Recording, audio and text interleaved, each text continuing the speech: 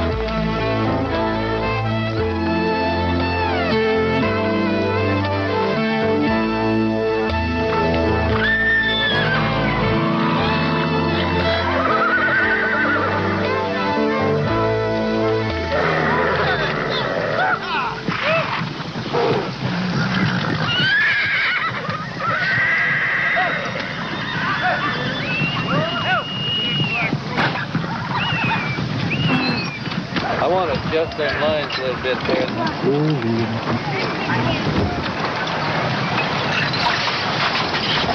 Well, let's see.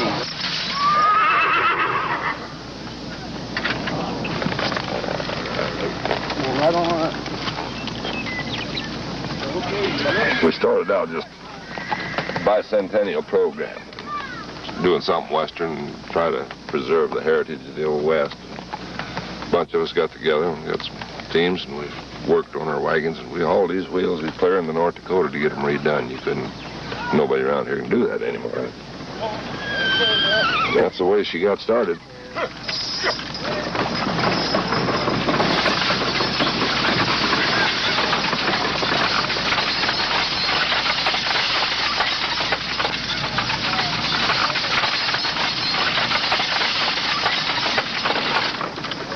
Each year the ground gets harder on these old bones, and each year the saddle gets heavier. But I look forward to this. It's the idea that when we don't do this anymore, the tradition will end.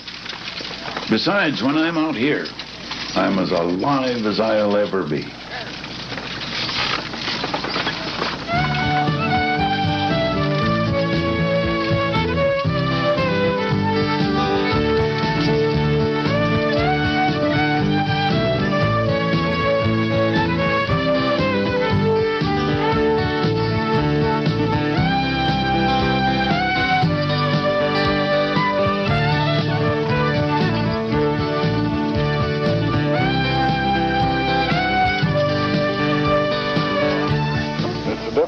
thing, fellas, when you're trying to make money like everybody is today, then you go back to where that was, where you were trying to have something to eat and trying to get clothing enough to cover your back.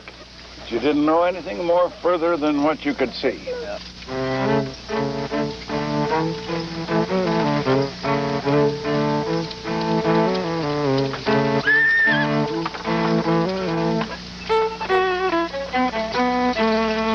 The old man said, you know, John, I don't plan on leaving you kids a damn thing.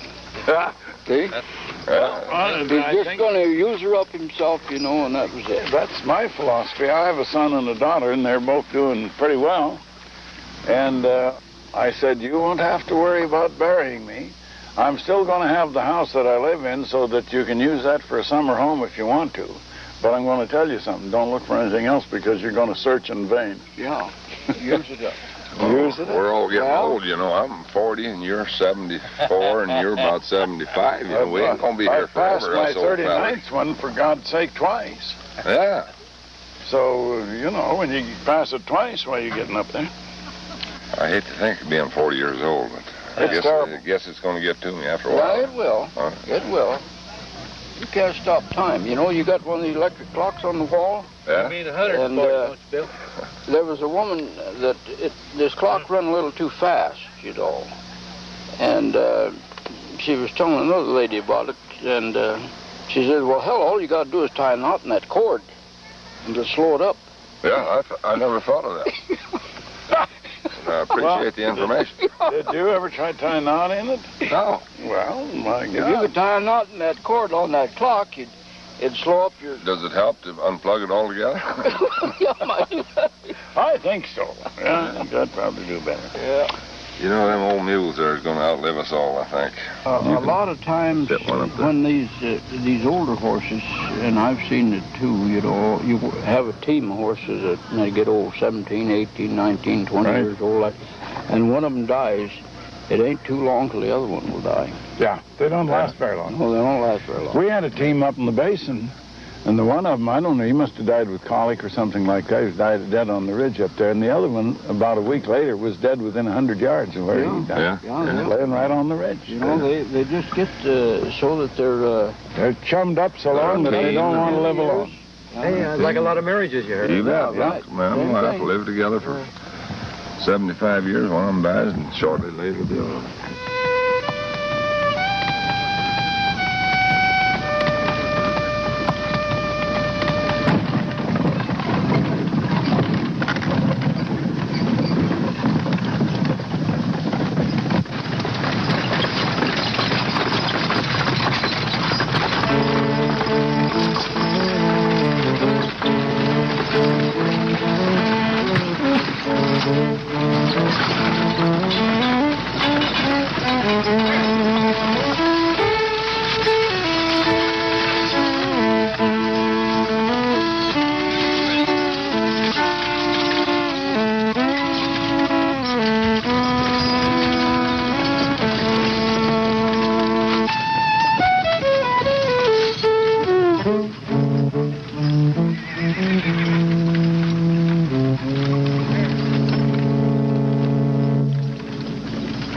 Nowadays, we don't, but the average rancher nowadays has got to teach his cow how to read. No, they do. Because they put them tags in their ears, you know, they got the same tag in the calf's ears that mother's got, and she's got to read that tag to find out which is her calf. Well, of course, it's a positive identification, but it's difficult. There is a few things about life and death that we do not understand. One day I got a call from my brother-in-law, and he said, your father wants to see you, Fred. You better get up to the ranch. I got up there, and I said, what do you want me to come up for, Dad? Well, he said, I'll tell you. I wanted you to know again that everything is paid for. I don't know how long I'll be here, but he said, I just thought I wanted to visit with you and tell you that. And I said, for heaven's sake, you've been up here in the snow too damn long. I'll come up next weekend and take you out. I got in the car within an hour and started back to Livingston, and I met the hearse. And he knew he was going to die, and he wanted to see me once again. Yeah.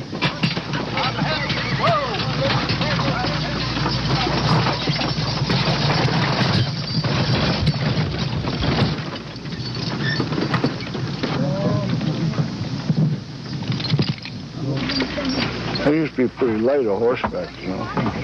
Well, I used to leave home in the mornings, and I'd go clear around that steer patch, all in rough hills and everything else, and back home that evening. It's 36 miles by crow, but I had to go by crow.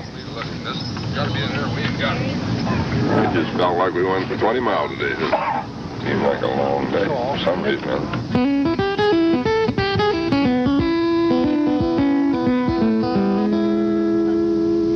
You want a piece of potato? No. You like raw potato? Good. He's going to play for you. Don't like raw potato. Boy, I think you're the only kid I know. You're even big kids over here grabbing raw potatoes. Like 60-year-old men. To the Custer battlefield, we're about 85 miles, but Custer traveled up through this part of the country. The early day expeditions, there was quite a few of them passed through this country here. Through the valley here. Yeah, right where we're at. But Yellowstone expedition come down here in the 1870s, and led us looking for gold and wandering along through the country. And there's 2 or 3 different places where there's battlefields, and one of them is across here above camp, and of course it's close to water. And everybody was congregating in the same place. I suppose the Indians were using that for a little bit of a bait for the white guys, because they didn't know where they was headed, you know. But I guess they wasn't too dumb. They didn't lose them all. Bill, did you ever smell an old boar badger that you killed? That's the way I smelled this morning in my tent. Oh, yeah.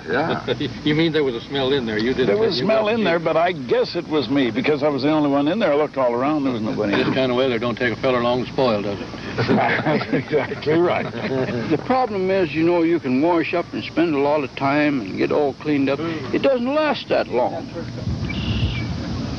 Anytime you had any money, went and bought some land. You know, you could buy it for 50 cents an acre, $1 an acre, $2 an acre, and you could make a little money, so we'd go buy a section. A section is what, a square mile. We got about 148 here. We bought it here a piece at a time, you know. That wasn't much money, you know, 50 cents an acre. Oh, $320 for a square mile. The only reason I didn't buy it 2,000 miles was didn't have that much money. Yes. What? You know. I couldn't steal the money fast enough. Nobody else had it.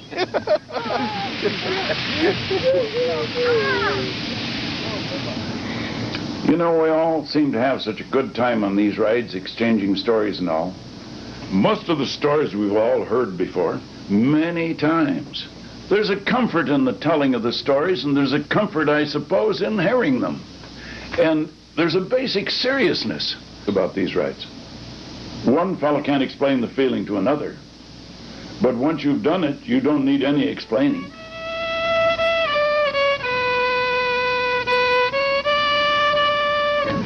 So I got here in 53. I got back in 53. Yeah, see, I started as deputy in 55, and I thought you were here when I started. Yeah, I got back in 53, but then they kept shipping me out. Yeah. And I'd get back as soon as I could, but some of them wasn't easy to get back from. Oh, yeah, you bet.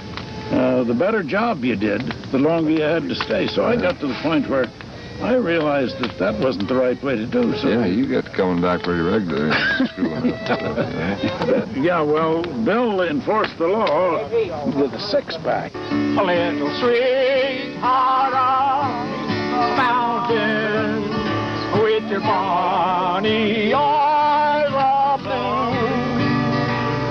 Once again I'll say I love you, while the birds sing all the day. When it's springtime in the Rockies, in the Rockies far away.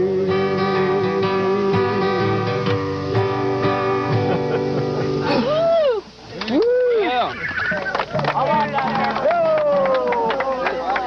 It's all downhill from here, I guess, ain't it? Must be.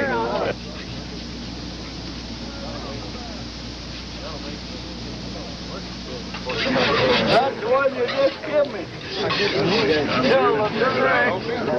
Yep. Get right down there. We'll get you on the stretch. Right to there is where I can get there. I can do that pretty good. Still got more than these I have. Well, I got to get that out there before I can sit down in.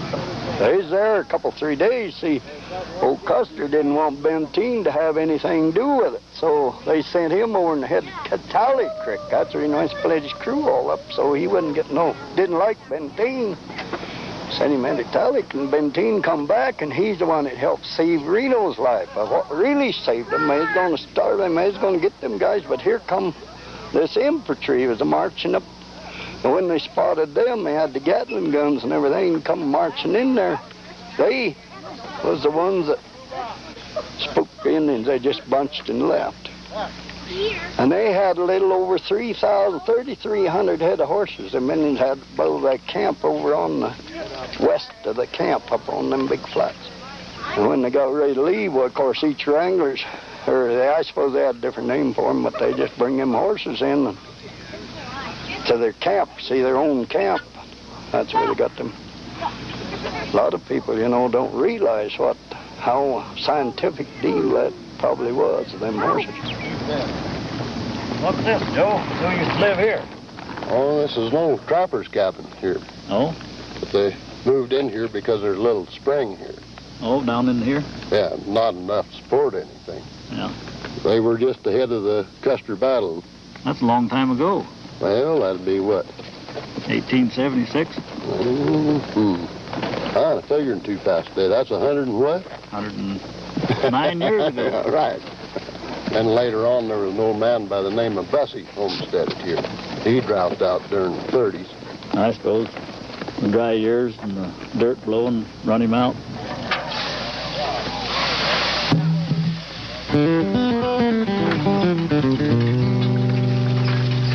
We always made the point that to have any men working, we always killed on a Sunday.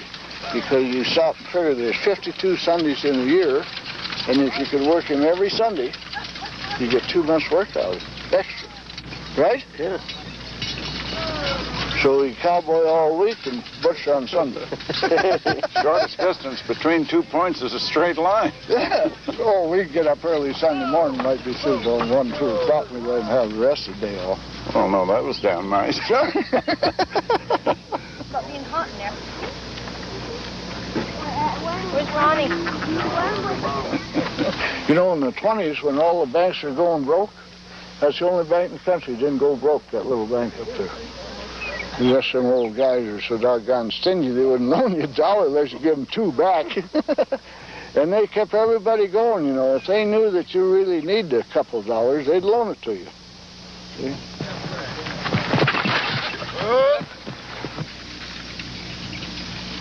Okay, looking across over there, you're looking towards the crow's nest. That's where Custer scouts was looking to see where the Indians were camped.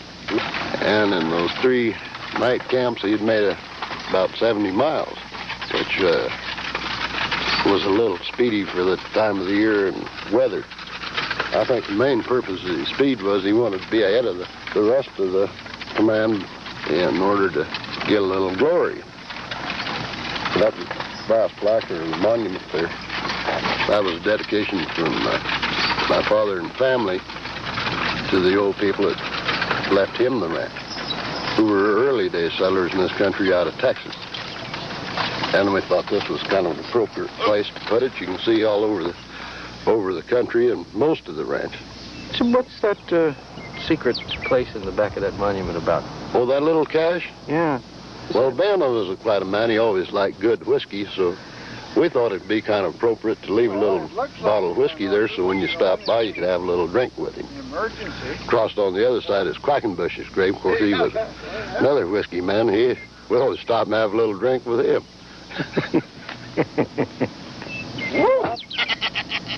My dear old mother was born in Ireland. She came over to this country with her family, and her dad had consumption, as they called it in those days. It was TB. And they were ordered to a high, dry climate. Finally, they found out that there was a green valley up there near Yellowstone Park. So they started out with a wagon train. The whole family went in a covered wagon from Rushville, Nebraska, to what is now Cinnabar up in the upper Yellowstone. It's been 60 below at my place at Big Sky. Yeah. I see a 51 below at Miles one time I was going to school. I walked to school that morning. When I got there, nobody else was there. We didn't have a thermometer, and everybody else had one.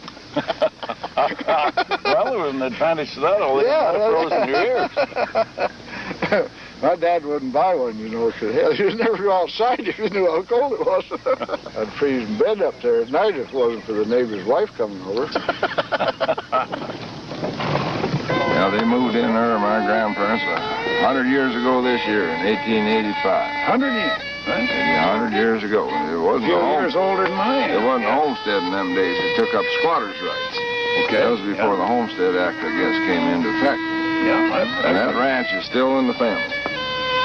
Hey, hey! And up to a few years ago, and I think it's still today, there's never been a mortgage. It's 100 years ago this year. Well, by golly, you know, this trip that we're on this wagon train kind of commemorates that then, doesn't it? You bet it does. And we just had a family history book written their last reunion about 5 years ago. The Indian scares in and stuff, and the women and children, they'd all go to the basement and hide. And the men would sit out in the fields with the shotguns and rifles, and the Indians would go by. Hey, I'm awfully glad that they've never written anything about you and I, particularly. I hope they because I never don't heard any think history that it about would.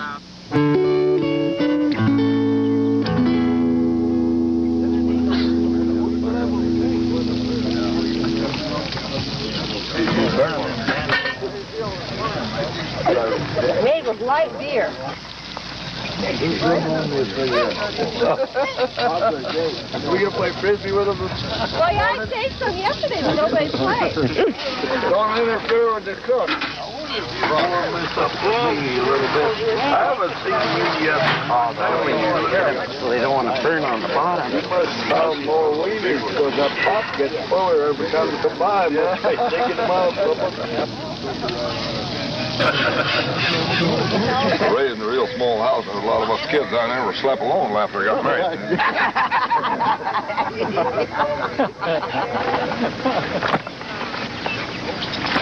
You know, I've been thinking about Icky and that stud being in the trap up there. Yes. Thinking about all that. J.R. said that they must have come in there.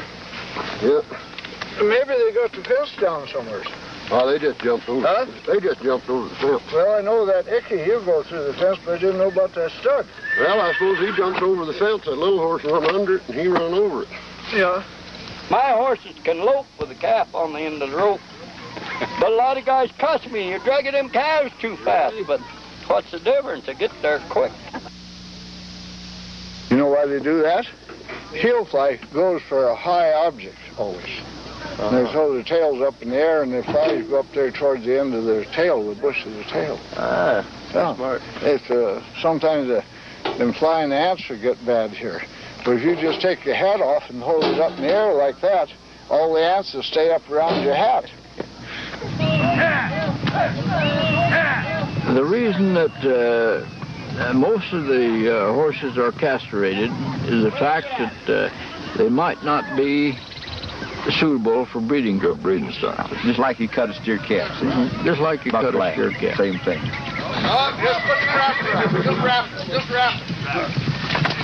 Stallion is real hard to handle with a bunch of horses. You can't. It's a rare stallion that will stand a gilding around, and he'll fight him. In a pack string, that wouldn't come out too good. He's kind of piggish.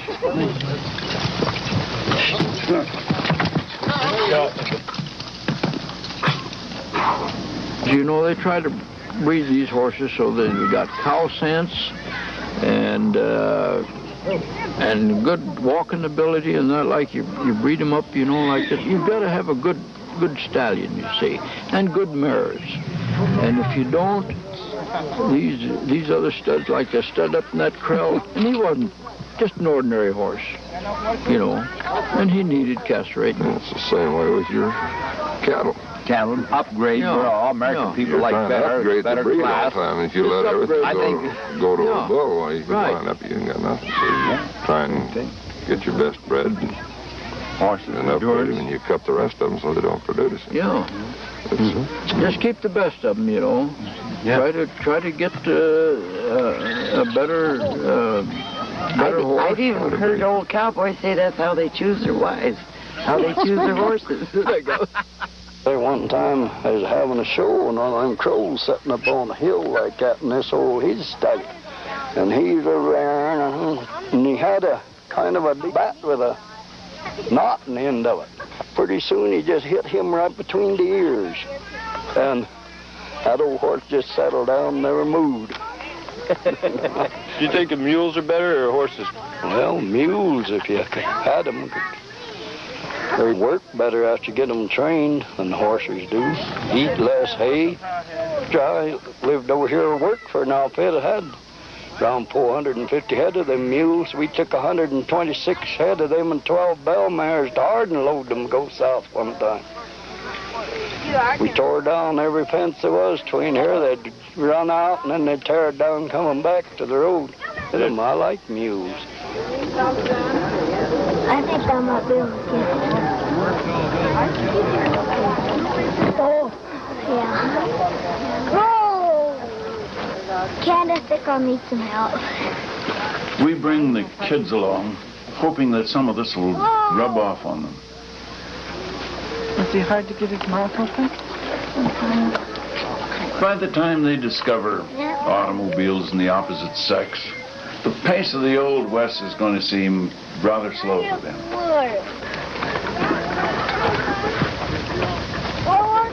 Oh, boy.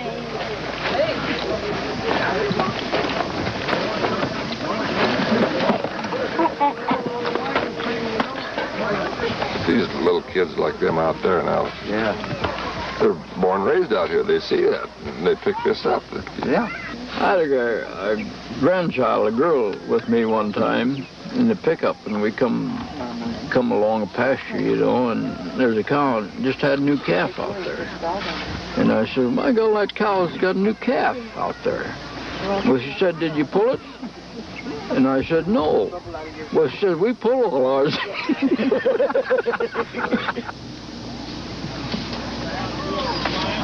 Is it true that if you graze the sheep on the area, then you can't graze cattle on it? That's a lot of bullshit. You know, in this country, a lot of this country was settled by sheepmen, and they had the herder with them sheep 24 hours a day. You come in here with a bunch of cattle and turn them loose, and hell, you might never see them again. You know, a horseman, he was the same way. See, he didn't care where the horses went, because the average guy couldn't catch them anyway.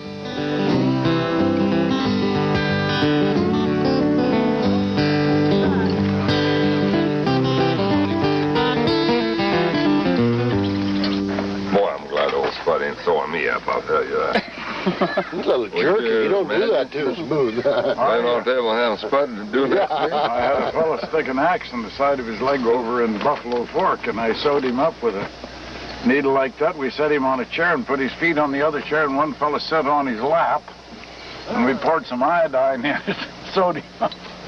He ever talk to you again? Yeah, Last time I used iodine, it took my folks about 3 weeks to find me. I was about 40 miles more. Yeah.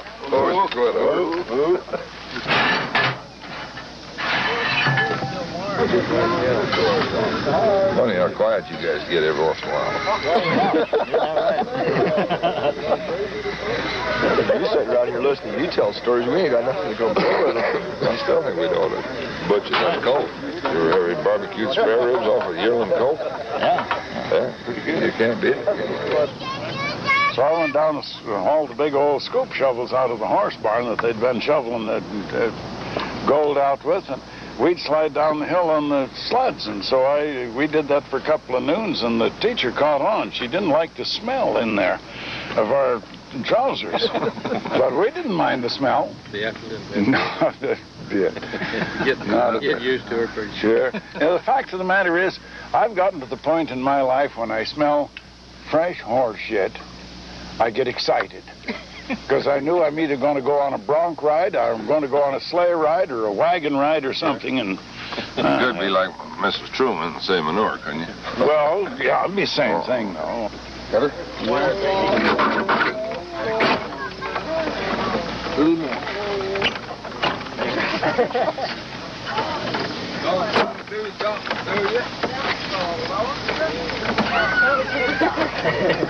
You gonna load the stove? Well, they got to put some stuff in. I just wanted to... That's all the deal. Oh, damn, there's that coyote hauling again. Scared the hell out of my horses this morning.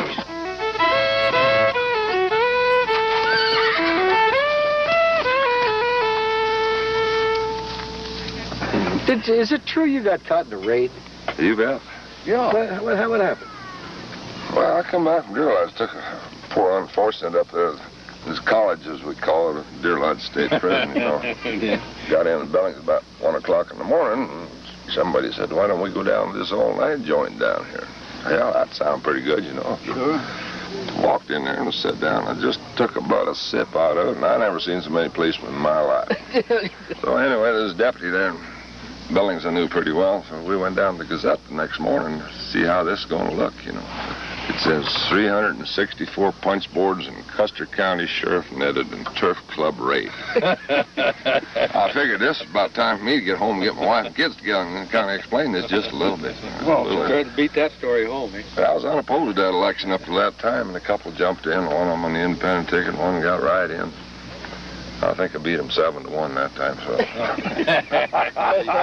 Hell, I didn't know. I knew Bill and some of the others. I says, you got a hell of a lot of relation. Homer says, how'd you get elected for 5 terms? I says, well, I'm related to everybody in the county. God, I should. We packed into the Bob Marshall Wilderness for about 15 years. For money and fun, mostly fun. I didn't get much money. Didn't get home with much money. Had a lot of fun, though. Boy, that's a great old life to live. I got a lot of... them old mules taught me a lesson about every day, you know. Mules will do that. Yeah, they do. Yeah, I wish I was smart as some of them. I haven't had a drink since 1947, but you know, that night I just had to break down and have one. Well, I was glad that you did, because, you know, that was an occasion that you should have broken I out. thought so, too, man. I got it. Who designed it? Yeah, I guess I must have been the designer. I just built her the shape I thought a house was supposed to be, and it come out fairly close to that shape, I guess. You look outside, it's like being outside. Quite a little game there, turkeys and deer and stuff running around. Probably going to be planted there somewhere, I suppose.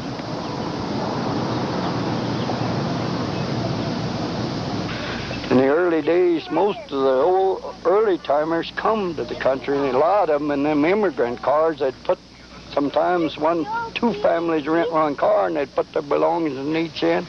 Some of them had a lot of belongings. They'd bring their team work horses, milk cows, and the hogs and chickens all in that. They'd be box cars, and they called them immigrant cars. Well, I come up here in 16, and my folks, my dad brought 2 teams and a saddle horse, and we come to Hysham and just worked around. My folks dropped out and left in 31. I stayed because I didn't like, I had 2 or 3 saddle horses stuff and kind of liked them when I was working and didn't have no money. I was in 31 depression. They sold what they had and left. I've been here ever since.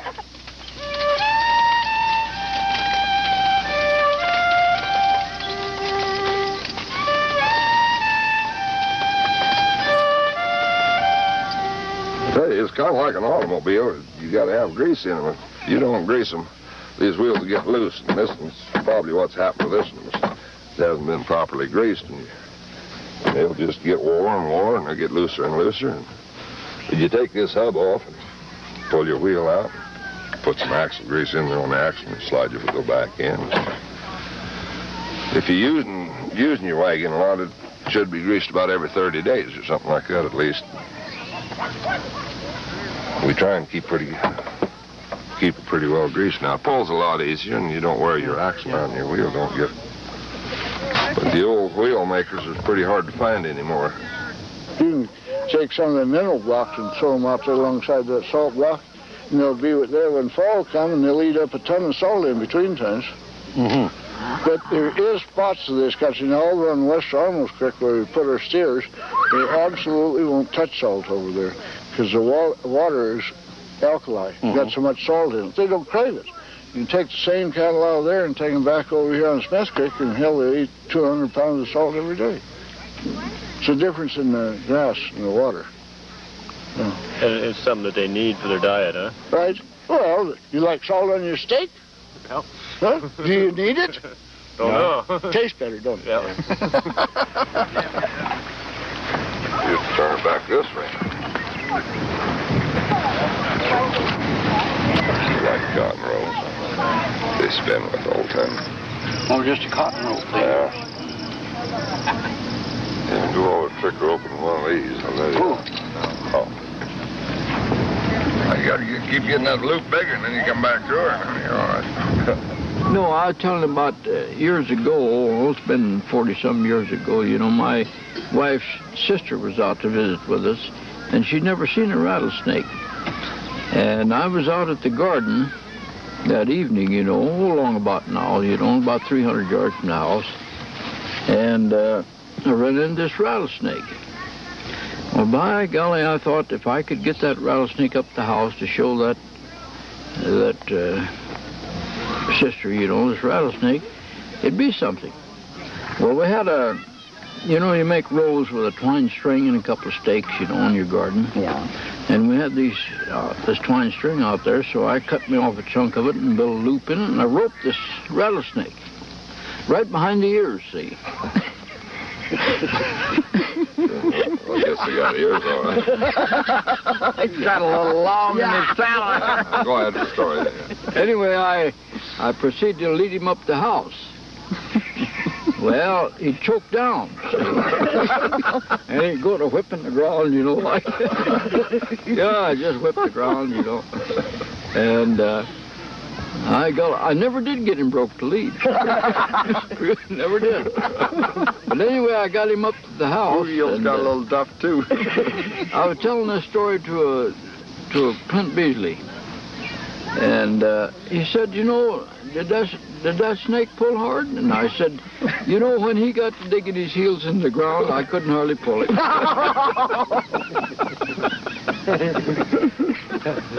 That's a rattlesnake story. Got a line almost dragging on him. Well, there they go. And with them goes a tradition.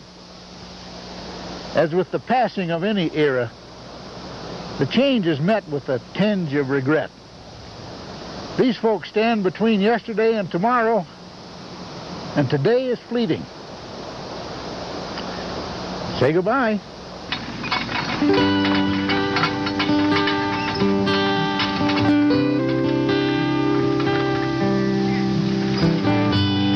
Man, them old people back there, you know, they really bid up on these old horses, you know. Boy, an Iowa horse.